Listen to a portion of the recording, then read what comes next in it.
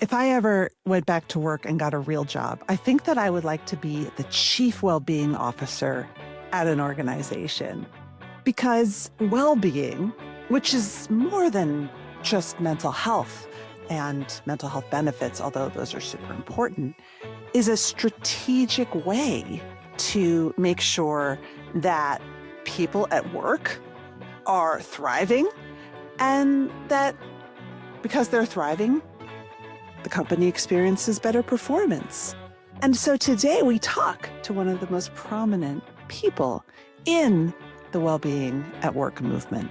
I'm Morra Aarons-Mele, and this is The Anxious Achiever, the show that looks at the intersection of mental health and leadership and work and asks, how can we do it all better? I first met Jen Fisher when she was the Chief Wellbeing Officer at Deloitte, the mega giant consulting and accounting company. And, Jen was always an outspoken proponent for the strategic value of well-being. Now, she's an entrepreneur like me, and she has a great new book. It's called Hope is the Strategy. We're going to talk about that. If you know me, you know that hope isn't my natural setting, but I'm working on it. But Jen has a really powerful case for why hope is what we need in today's fractured work world. Jen shares her research, her experience on what it takes to bring well-being into the fabric of an organization, not just as a nice-to-have program, but something that is truly at the heart of what a company invests in. This has always been a really tough battle. I got my start in what used to be called the workplace flexibility movement, which when I started was mostly meant for working moms. And now, thank goodness, and sort of accelerated by the pandemic, people understand it's about everybody. My vision for the world is a place where we can all work the way we're wired, work in a way that suits our brains, our neurobiology, but also our life stages and our temperament. And frankly, fits the need of the job and the team we're in. And well-being is such a key piece of this, right?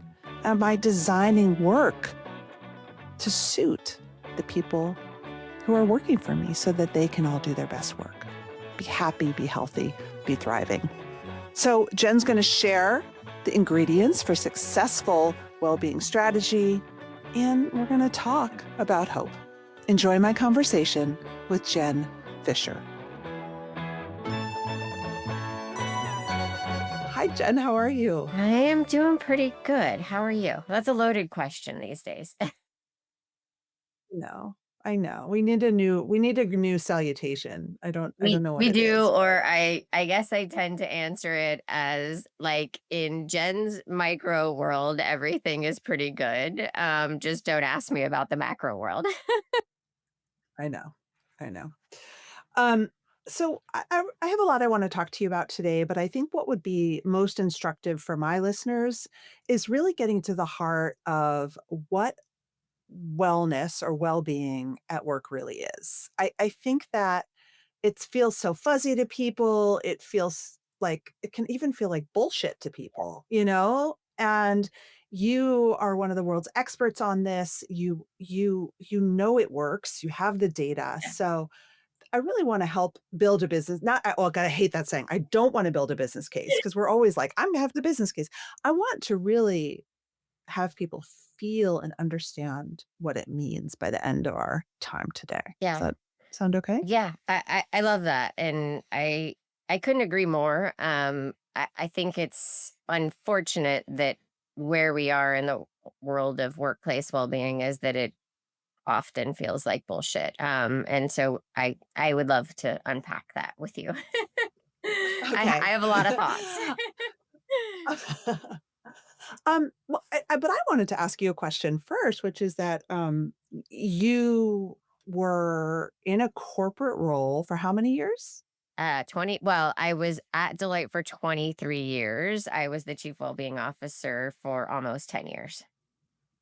Wow. So What is like, All of my adult life. I was going to say all of my Deloitte life, but all of my adult life. we're the same thing. Yes, pretty much. Exactly.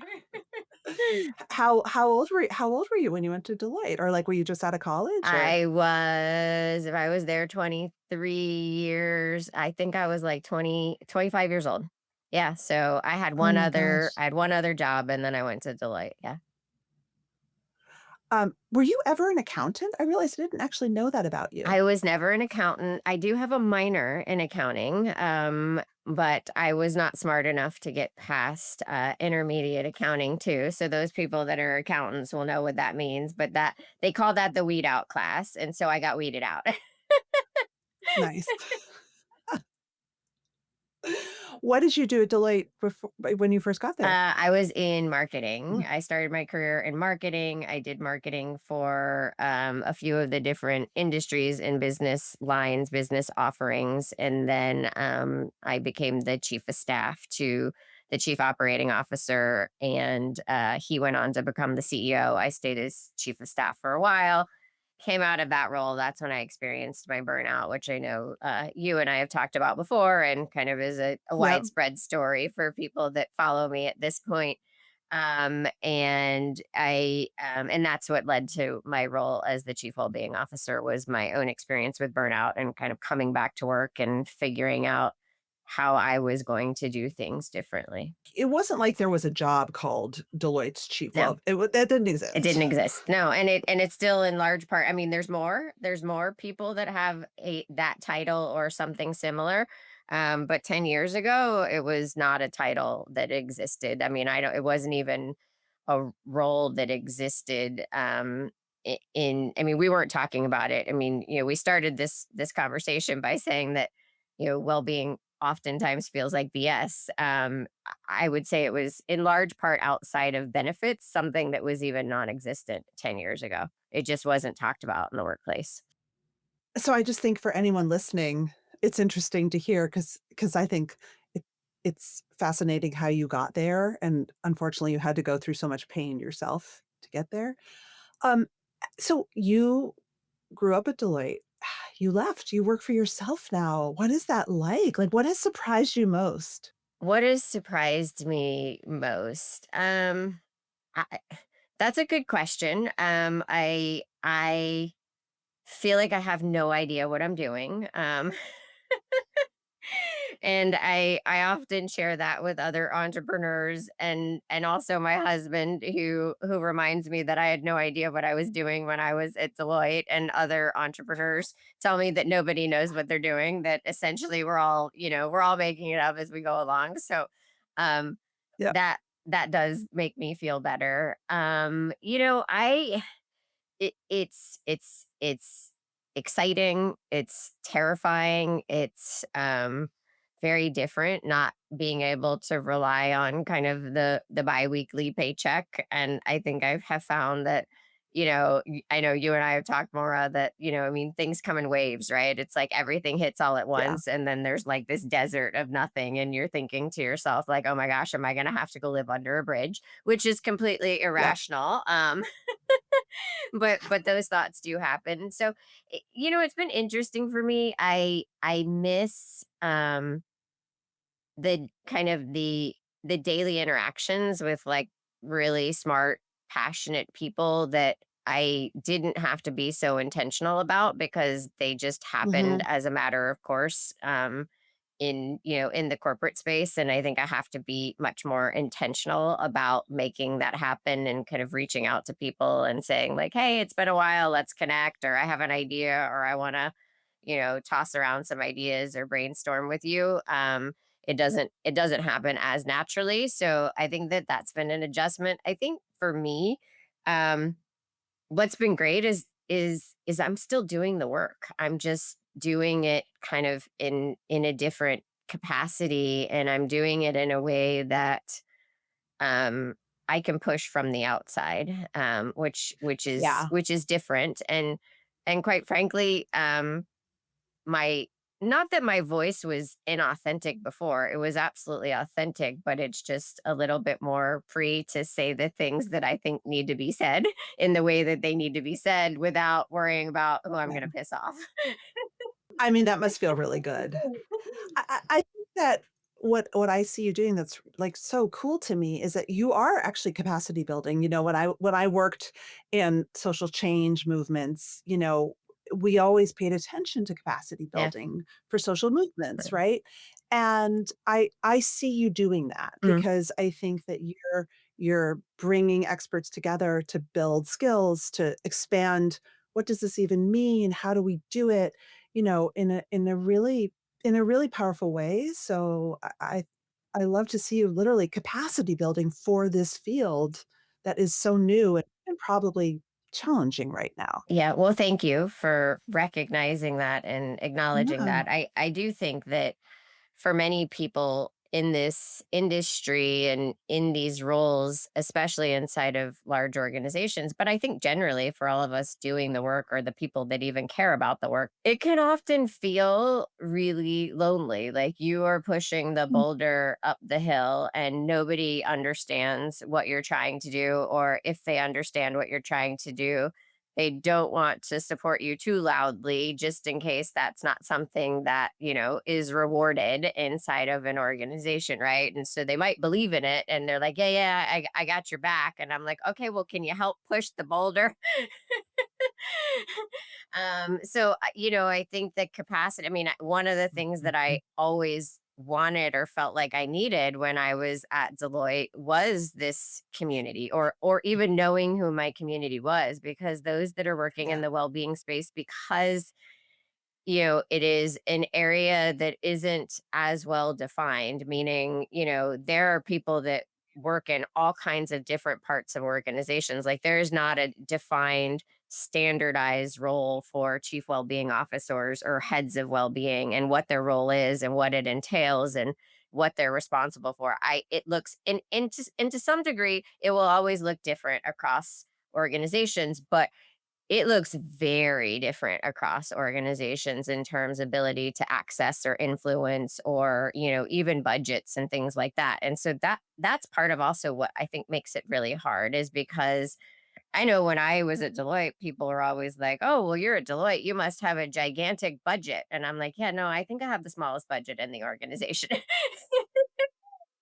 I mean, I don't know that. I mean, I don't know that to be factually true, but it wasn't this gigantic budget that I could just go spend openly on. But I think, large organization, people think, oh, well, you have a big budget, so you can spend a lot of money on it. And I just don't think that that is true yet. And that's part of kind of what I'm hoping to fight for in terms of, standardizing these roles and looking at them less as overhead and an expense, and much more as an investment that an organization makes in its future, and its future viability as an organization, because I believe that to be true. Yeah. All right. So, So let's first define yeah. the role of a well-being exec. I'm just going to say well-being executive because you Perfect. you you don't have to be the chief Yeah. well-being executive. I want you to define that for people as you think it should be defined. What does it mean? Well, actually, let's take a step back. What does well-being mean in Yeah, the I was going to context say of an let's organization? start with what well-being Yeah. at work actually means, which I think is such a important and interesting question, because I think that it's changed over time. And so I am always very specific to say well-being at work, and what does well-being at work or in the workplace Mhm. mean, because if you start to try to define what well-being means on a broader sense to every individual, you're going to have 6 million different different Right. versions, right? And Right. so there's my well-being, meaning Jen's personal well-being, that I am responsible for defining and for taking care of for myself. And then there is well-being at work, or well-being in the workplace. And I view this very differently. I view well-being in the workplace as an outcome, not necessarily an Mm. input. That Mm. doesn't mean that there shouldn't be or aren't inputs. And so inputs are programs, tools, resources, benefits. To me, those are foundational. Without those, I mean, if you want to use corporate speak here, if you think about maturity curve, right? At the very bottom of the maturity curve is you have to have the right tools, programs, and resources. After that, what we know to be true in the workplace is that, well, my well-being is not impacted in any uh, large way by the programs, tools, and resources that my organization does or doesn't have until I need them. But what Mm, mm, impacts my well-being on a day in, day out basis is my relationship with my managers and those that I work closely with. The design of work, kind of the flow of work, the way that work gets done, how much control and autonomy and flexibility and all of those things that I feel that I have over my work. And so those are the things that are actually creating bad well-being outcomes within an organization. It's not whether or not you have the right programs, tools, and resources. However, where those programs, tools, and resources are really important, number one is skill building, right? I mean, you do need to mhm. teach people some of these skills, and we can get into well being as a skill set later on in this conversation. But you do need the right, you do need the right programs, tools, and resources for people, especially if we're saying that the environments that we're in are either creating good or bad well-being outcomes. If you're creating bad well-being outcomes, and I'm not saying that this is intentional, most organizational systems are unintentionally creating things like burnout. And so the reaction is, well, let's give them apps, let's give them, all these things to fix something. And then there's kind of this whole movement around like, oh, well, the apps aren't good. And I'm like, no, it has nothing to do with the app. The app was never Right. meant to fix the burnout. Kathy Pike, who's the CEO of One Mind, always says we can't yoga our way out of Right. this. Yeah, right. So like it's we keep throwing these solutions. There's nothing wrong with the solution. Like great. Yoga No. is a great thing if it works for you, but to me that sits on the side of what Jen does for her personal well-being, right? That doesn't sit on the Mm, side of what is happening in the workplace environment, in the workplace culture that is actually degrading my well-being and hurting my well-being because what I mean don't we want to like does it don't we want to work in workplaces and have a world of work that it's actually like I mean look, it's never going to always be like sunshine and rainbows. That's not what I'm saying, but work should be a positive input to your well-being. You're doing something that hopefully you like. Hopefully you like some of the people that you work with. You are making money, which is positive. It shouldn't be right. the only thing, but like there are positive things about work. The problem is there's so much negative that I feel like it is kind of overshadowing any of the positive that exists there. And I think that that's part of the reason that your people are saying this well-being stuff is BS, right? Because Well, I think that people don't want to do the hard well, there's work. that too. Yeah, of systems change. I mean, I think well-being feels, and I'm in the workplace mental health space, so Yeah, that's a corner of well-being. It's like it's so much easier to yoga our way out of this. It's so much easier to buy an enterprise subscription to an right. Check app the box. because right, Yeah, because what you're saying is truly well-being is literally the hardest thing to it do, is. and that is to change how we fundamentally It is. treat each other and operate, and But what happens if that's we just like, but what do we think the outcome is going to be if we don't do that? Right. And I think what you said is so mm, important because when yeah, I'm talking to executives, they say, but we pay for yoga and gym and this I and we know. get, and I'm like, And mental health care, and like, our mental benefits are and amazing. benefits are amazing. And I'm like, and that's amazing. Keep making those investments because they are important and because they're a signal to your workforce that you do care. And what I will say is that I've yet to find an executive look me in the eye and say that they don't care. Now, maybe they're lying, maybe they're not, but I genuinely believe that they care about the people that work for them to some extent. But I think the light bulb goes off when I say, but that's not going to fix. Like there's a big and over here, and we have to fix the other things that are going on in our workplace systems in order for you to actually get the ROI of this huge because it's a big dollar amount that these organizations are spending on programs, tools, and resources. And so, if you want to see the ROI, if you want people to use resources preventatively and not when they're in crisis, because they're in crisis, like fix all this, and then all of this becomes like you see the ROI skyrocket. And that's a big light bulb moment for people. I absolutely Yeah. agree. But I also think most CEOs would say, "Yeah, like, I get that. Like, I have a coach, I work out, Yeah. I take care of myself." I but I always come back to a quote from a friend deep in a large organization who said, "As long as this organization rewards assholes, you can give me every benefit." Like, this place is gorgeous. Like, I would go stay there as a hotel, every benefit in the world, and it won't make a lick of It won't make a difference. And difference. so, Yeah.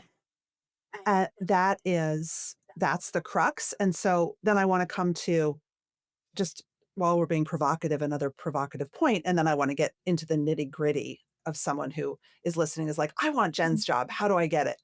Is, we both used quotes from Brené Brown Mm. this week, which, of course, she's always so eloquent. You you wrote you quoted her at Fortune's Most Powerful Women saying, "If you're a leader, you know your people are not okay." I quoted her in an interview from the New York Times saying, "If you're not unsettled right now, you're not paying attention." We have the extra layer of both knowing that people aren't okay and, and also, I think, a deep despair among our workforce Mhm. that, you know what, the truth is they don't actually care. Yeah.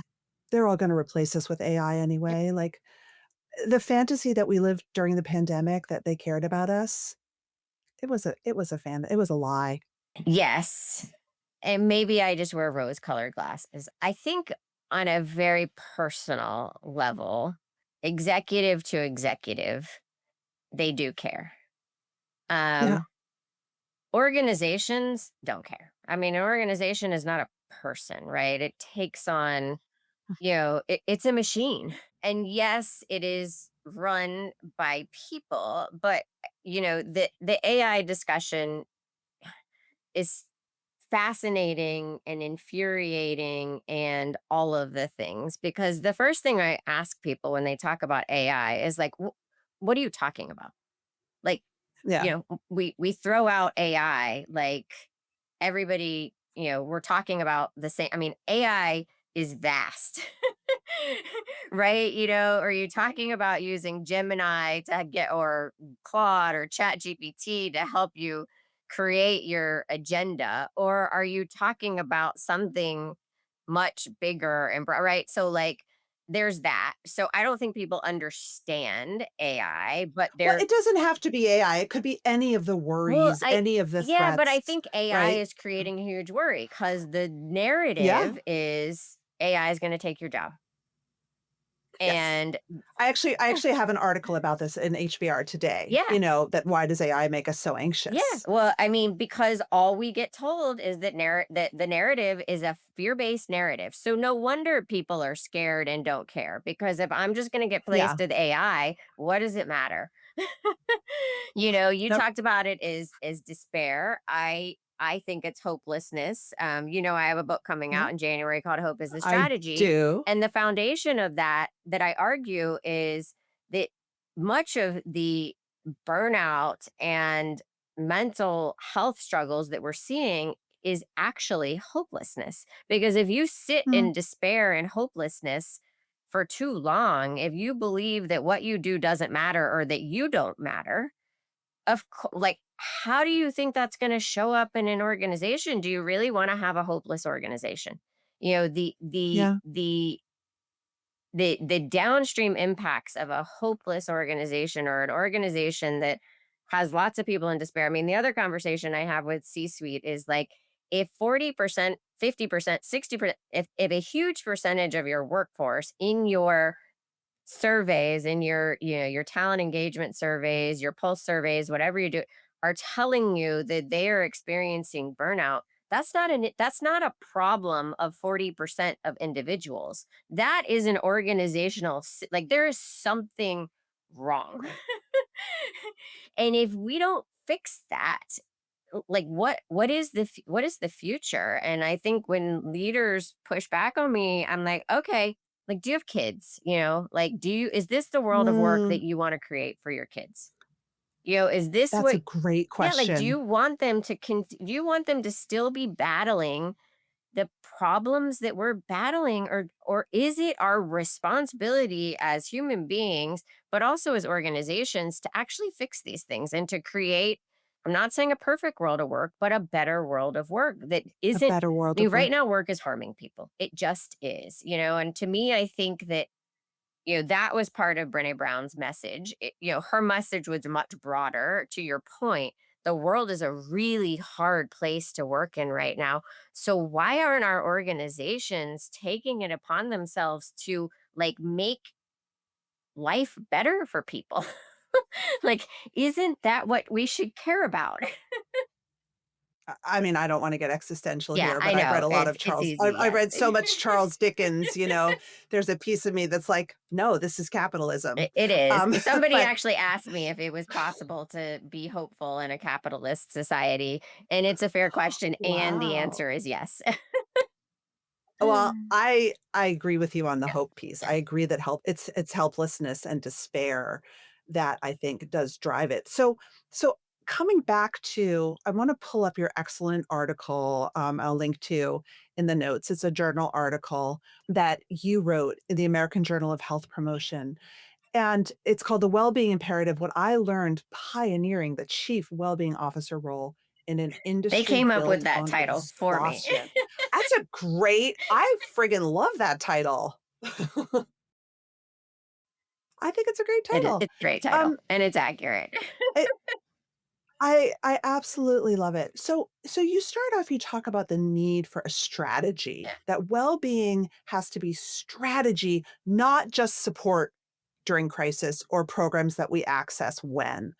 Talk about this and how to get Yeah. started. Look, well-being is strategy, and it to me it is no different than having a strategy, an operational strategy, a finance, I mean, you go through these, you build these things into an overall enterprise strategy. Yet we still, to your point, continue to think of, well-being as, part of the people strategy or part of the HR Mhm. strategy. And it is, but what Benefits benefit strategy. strategy, right? But what I'm saying is that no, well being actually cuts across every other strategy you have. It is the foundation of an organizational strategy, because if you have unwell people, what happens to the rest of your strategy? Now, look, in my own TED talk, I talked about being high performing and unwell. It is possible to be high performing and unwell. It doesn't lead to great health outcomes for anyone. And it doesn't lead to great health outcomes for the organization. You do end up paying lots more in healthcare. Your turnover is very high. We might be living in a time where organizations don't necessarily care about if they have high turnover, but it is not good for anyone, and it is not good for the bottom line of the organization. And I go back to, and it might be existential, but I go back to, as organizations, we have to care about the impact that we're having on human beings, right? And maybe the reason why certain people are so obsessed with AI is because you don't have to care about AI the same way you have to care about humans. but that's a problem. Like, that's a problem. It's a huge problem. And so, yeah, I mean, I think that well-being in itself is a strategy, and I think that it is a strategy that cuts across every other strategy. And so when I say that, Mm, what do I mean? If you were doing a giant technology implementation or yet another restructuring of your organization, who is sitting at the table saying, what are the people impacts? How is this going to help people? How is it going to hurt people? What kind of uncertainty are we creating, and what is our strategy for dealing with it? Nobody is having those discussions. And so that's what I mean by well-being is strategy. Unfortunately, I think when we say well-being is strategy, and I've had these discussions lately of like, do we stop calling it well-being? And I kind of go back and forth. The truth is no, we don't stop calling it well-being, because I think that we've made a lot of progress. And if we stop calling it yeah. well-being, what happens is all of the naysayers will be See, I told you so. I told you that well-being stuff was crap. It'll be like the DEI conversation, right? Right, Where everyone's right. like, I "Ha, you I gave told you in." that well-being stuff was crap. But what we need to do is an entire re-education campaign around what we actually mean when we talk about well-being inside of an organization, because well-being is not benefits. Well-being is supported by benefits. I, like you, continue to marvel at our inability as humans to understand that disruption and change wreaks havoc on us and that we need to account for it.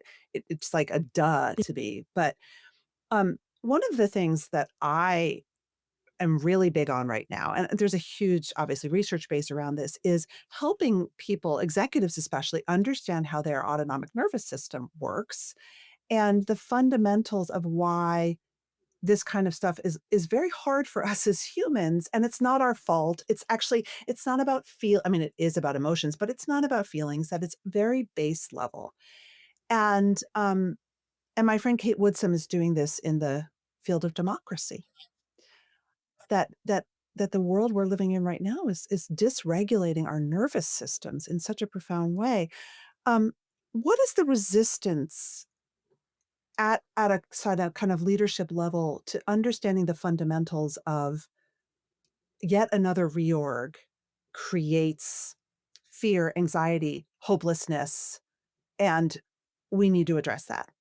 Honestly, it's a great question. I don't know if I have a, a good answer for you. I don't think that it's hard to understand. I think that I'm not saying they don't get it. Of course they get it, but they don't implement they it. don't implement it, because I think that what we have taught and continue to teach people what a leader is somebody who comes in, creates a new strategy, reorgs, does this, oh, I'm going to do it this way because it's going to be so much better. So we've taught people that's what leaders do, and that's who leaders are. And that's what any emerging leader sees. Like, if I want to be successful in this organization and I get X role, I need to come in, I need to create a brand new strategy. I need to, transform this or transform that or implement this or, change out my entire team or, I like need to piss over the whole exactly. Like, flagpole. I feel like we've taught people that like being a leader is disrupting and showing why you're so much better than the person that you came We before you. glorify disruption. I mean, again, another existential thing, but it's like, we do glamorize So disruption so very I think we much. have overridden our own basic needs as a human being, or our own basic understanding of of how the human system itself works, because we're taught that like this is what it takes to be a leader, and unless I do these things, I'm not going to be viewed as a successful leader. So I keep going to these big concepts of like, we need a complete overhaul of like, what is the success? Like, what's the definition of successful leader? What do they care about? I mean, one of the things I talk about, we kind of touched on it, is well being should actually be a leadership skill set where I am taught these things, where I am taught about, dysregulation and how people's systems work and how the things that I do, how it impacts me first, but then how it impacts the people that I lead. And I'm not suggesting that we never transform or do things differently. I mean, we have to, right? Like that is part of it.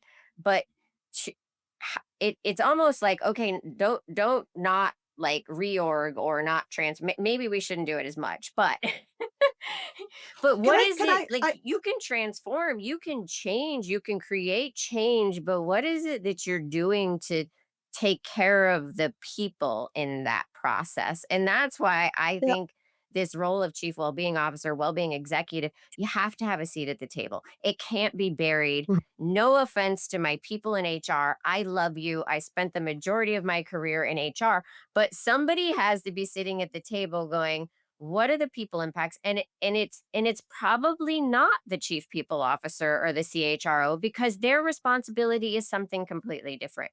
They're responsible for HR operations, and that's a huge job. And so you start tacking on all of these other things that they're now responsible for, and no wonder it's breaking down. I mean, they're one person leading a gigantic, the people operations of a gigantic organization. And so I think we just need a complete overhaul of like how we're defining number one, how we're defining success. And if and when we do need to transform or create some significant change in an organization, the first agenda topic should be, how is this going to impact our people? And what are we going to do to Right. offset that? The concept of being well, which I'm assuming includes mind, body, spirit, Absolutely. All the things. community. The concept of being well has to be a cultural value. Yeah. It has to be, a corporate value, and people need to have a shared lexicon of what that Yeah. means, and I think that's where you and your group are starting Yeah. now, is like, Yeah.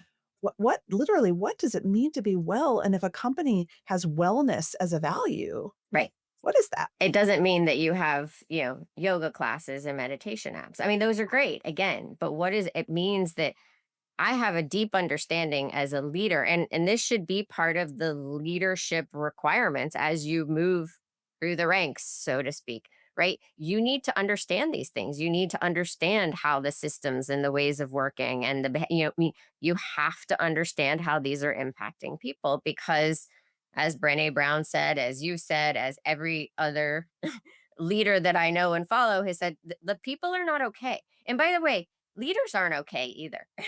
No, no, Every they're leader I terrible. know is going like, WTF, when is this going to end? I mean, it's hard because we're unwell at such a global level, in so many Where do you ways. begin? Where do you Where even begin? where w it's it's so ugh. I, So then I'm gonna go back to your yeah. article. Oh, say what you No, wanna I say. think you're going to get to something in the article, which I'm probably just going to jump to it. There's a part of Go place in for the it. article where I talk about data, and how important. Yes, how did you know? And how important data is. But I think there's a few nuances here and a couple of conversations that I've been having lately within my communities. Number one, the point that I make in the article is that it is incredibly important to have data and kind of an analytics function that is collecting well-being related data. However, what I realize over time looking at organizational data, the things Mm, that people say that they want for their well-being and what's actually impacting their well-being are not the same. So, I mean, if you ask people like,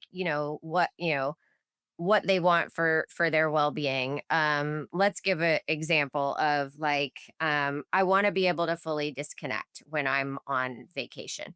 I want that for my well-being. On the surface seems really, really logical, reasonable. but Yeah, when you are yeah. talking about a dysregulated workforce that is operating from a place of fear and anxiety about the future, and if my job will even exist in 3 months, 6 months, 1 year, I can't go on vacation and disconnect from work. Like I physiologically cannot.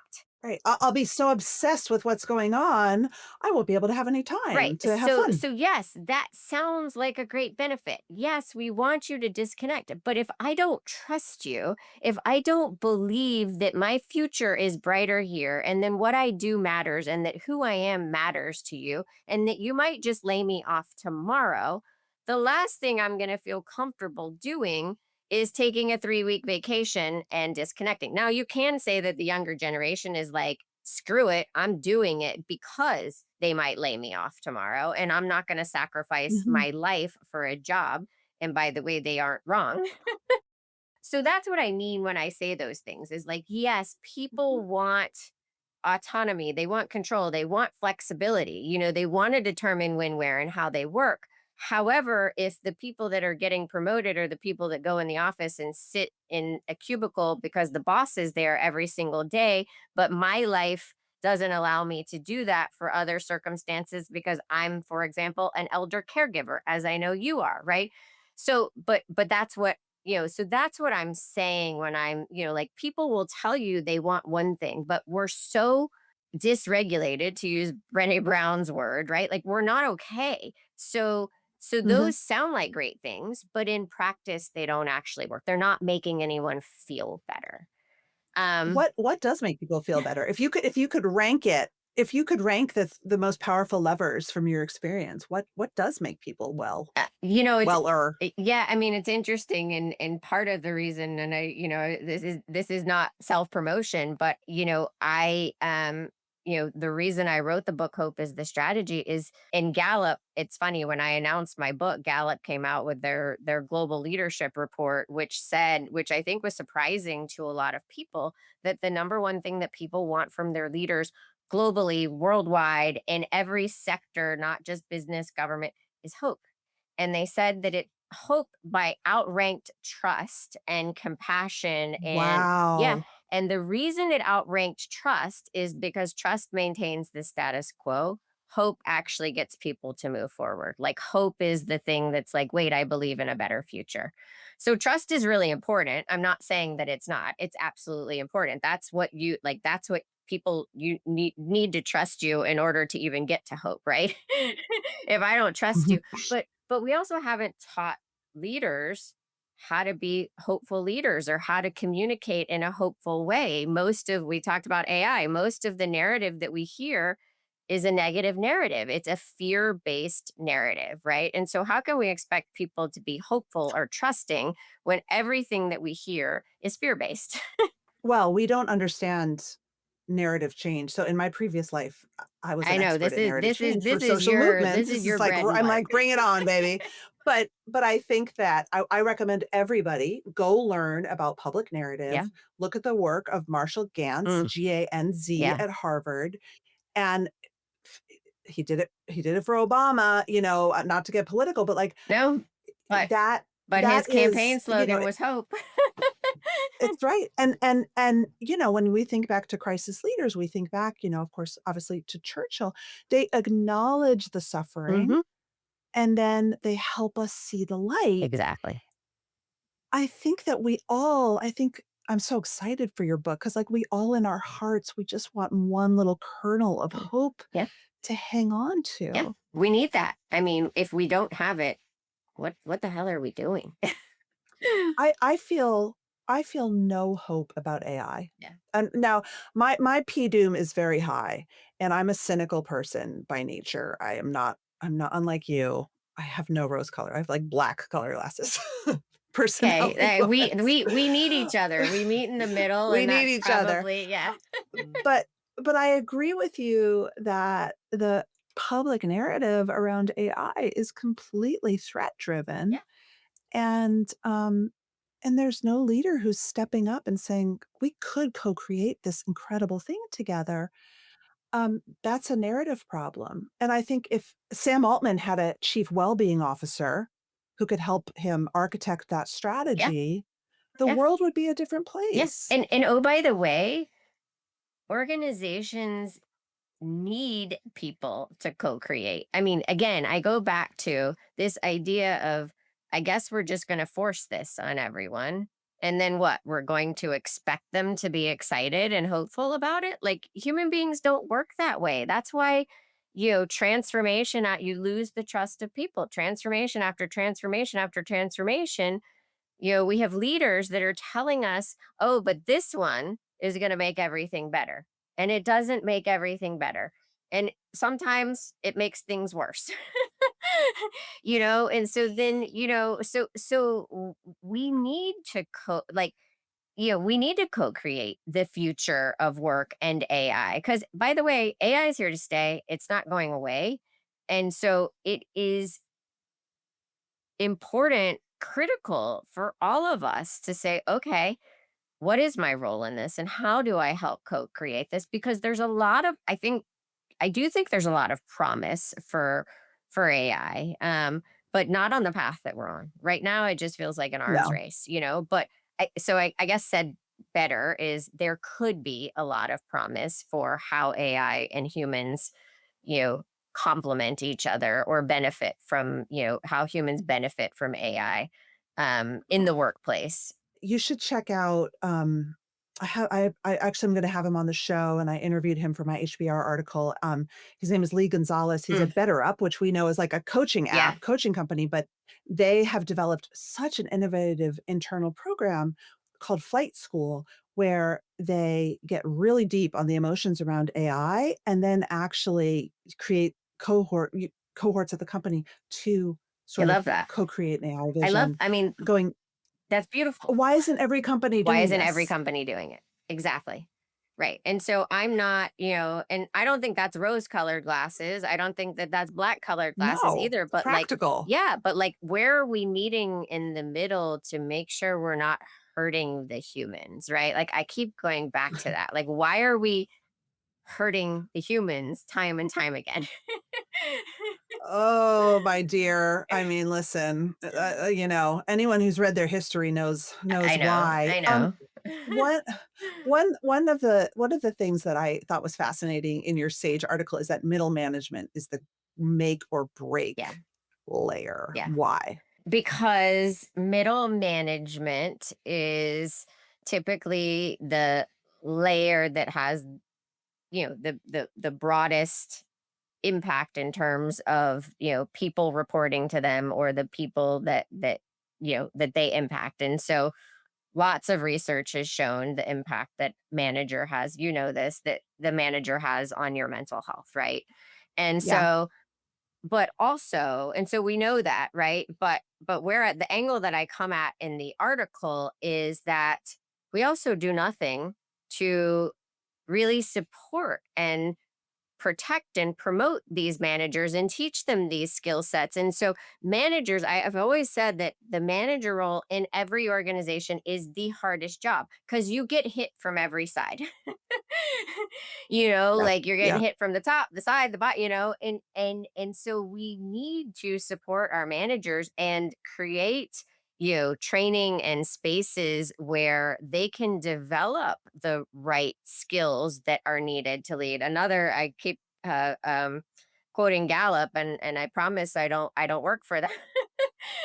But they had another report that came out that said 67% of leaders, of managers, have not been trained to lead humans. They get trained on a P&L, they get trained on, but we don't give them like human leadership training, right? And then you wonder why No. we're all behaving like computers. I think it went further talking about AI, right? Like it's kind of scary that, now we're talking about like, AI agents in the workplace, right? And so who's training these AI agents? It's the managers that don't know how to lead humans, right? And so we're just perpetuating this horrible problem. It's not the manager's fault. It's actually No, like it's just like you say, it's a skill set. it's a skill It's a set. skill set. It's a skill set until we start treating it like a critical skill set and we start requiring it and teaching and supporting our managers. It's that thing that's like I keep saying to myself, like, I don't know what the exact saying is, but like, if you kind of keep doing what you always done, or like the definition Yeah. of insanity is it's like how many times do we have to bang our heads against a brick wall to understand that this isn't working. And so every time I see one of these reports come out, it's kind of like, do I laugh? Do I cry? Do I get angry? Do I like, what's the emotion that I'm supposed to feel? Because Well, why do we need more data to know that this is what's happening? maybe that's the answer. I mean, maybe the answer to when we get pushback on all this stuff is just to say, "Well, fine. Is what you're doing so great? Like, why not try it?"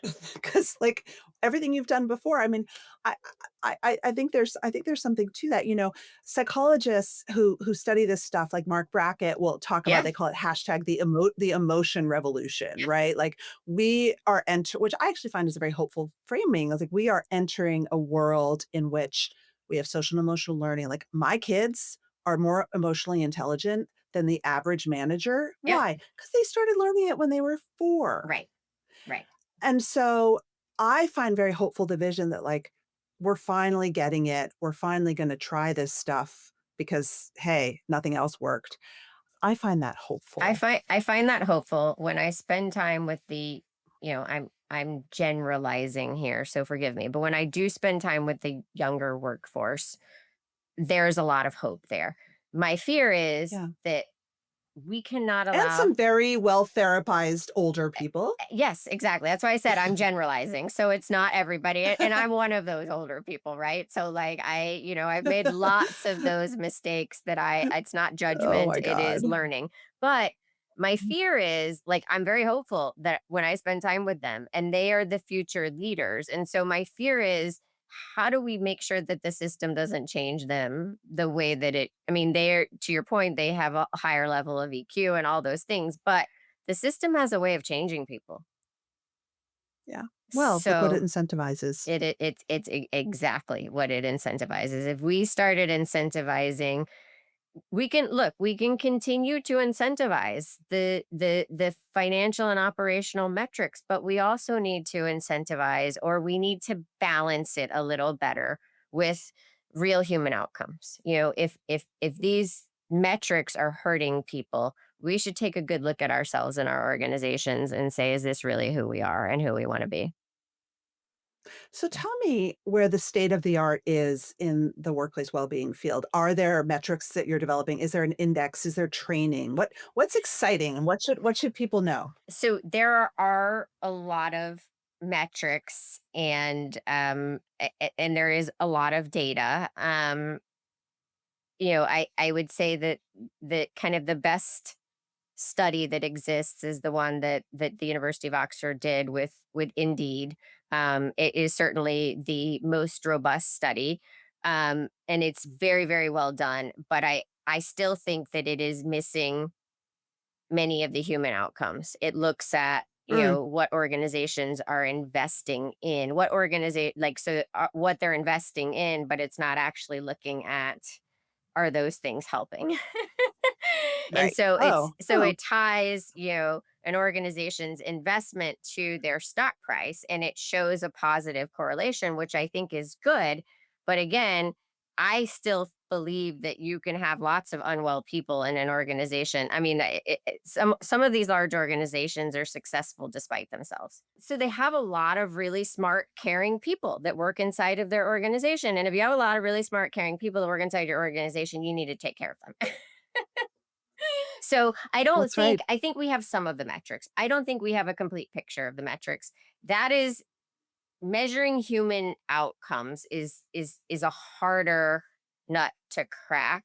I think that that's a long term play. I would love to be involved in something like that. I am not leading it. I do not have a data or analytical bone in my body.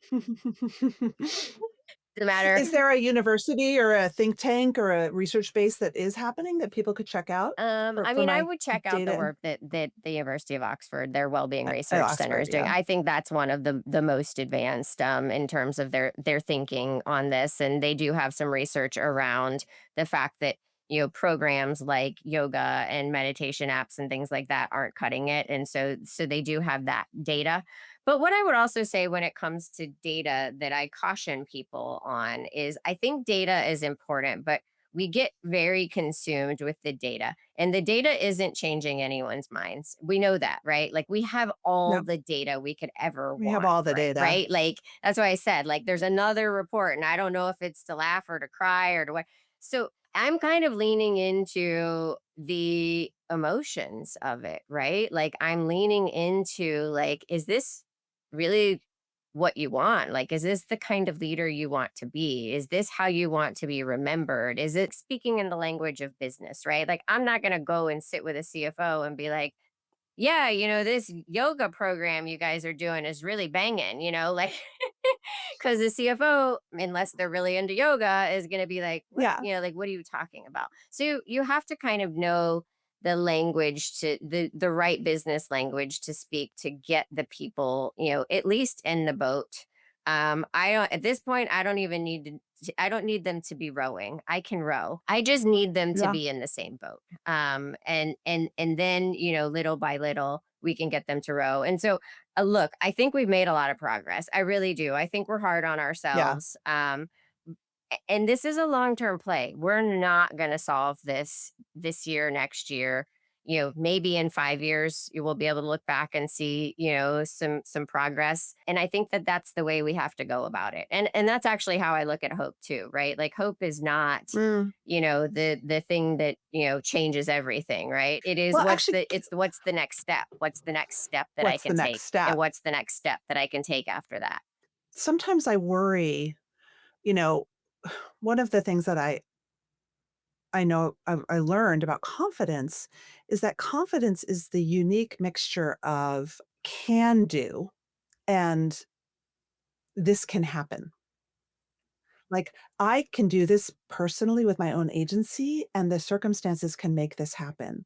But when we feel, I could do this, but there's no way in hell this is actually gonna happen, that is what is so detrimental, and Mhm. I think about people like us who are always out there talking about this stuff, and people who listen to a million podcasts, and they listen to all the thing, and they listen to Huberman Lab, and they're like, they know what's supposed to happen, and yet somehow in the system, it all just completely goes haywire, that there's this sense of that deadly mix of, "I can do this, but there's no way in hell it's gonna happen once it gets into the morass of this dysfunctional system." Yeah. Does that Yeah, it ever makes worry sense, you? and so I don't think that any one of us can change the system, but I think all of us doing what we can, little by little, Mhm. changes the system. Like, when I mean, look, there's either 2 ways this can go. We can either change it little by little by all doing what we can, or something catastrophic is going to happen that changes the system. And you could say, "Well, aren't we at the point of catastrophe?" Like, I think we are, you think we are, but organizations don't. They're doing well, on paper, by traditional metrics, they're doing well. And so my answer to that is you yourself can't change the whole system. But you're right in that you can do what you can do. And we all have a sphere of influence. We all, unless we don't work with other Mm, humans, you all have mhm. the ability to impact and influence other humans in a positive way on a daily basis.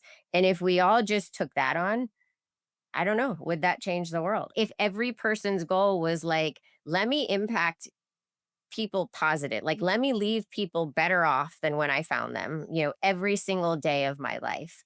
If we all did that, I I think that would change. I do. I mean, I know that that's really Pollyannish. That's public narrative. No, it's not. It's how the story of me becomes the story of we, Yeah, becomes the story of yeah, us.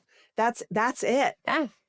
And managers, to your point, managers have the most influence directly on someone's well-being day after They day. do, but when managers are constantly under the gun and being hit from every Yeah, side, and the expectations are way too high for any one person, and they haven't been given the skills or the training, what do we expect? I know. But yes, but that said, I still think as human beings, we owe it to ourselves and each other to be kind. Like, just don't be an asshole. I think that's great. Great advice. My last question for you is, if someone's listening to this and thinks, "Gosh, this would be my dream job," what are 3 things they can do? One of them I just talked about, right? If you're inside of an organization and you want to try to create this role, start small.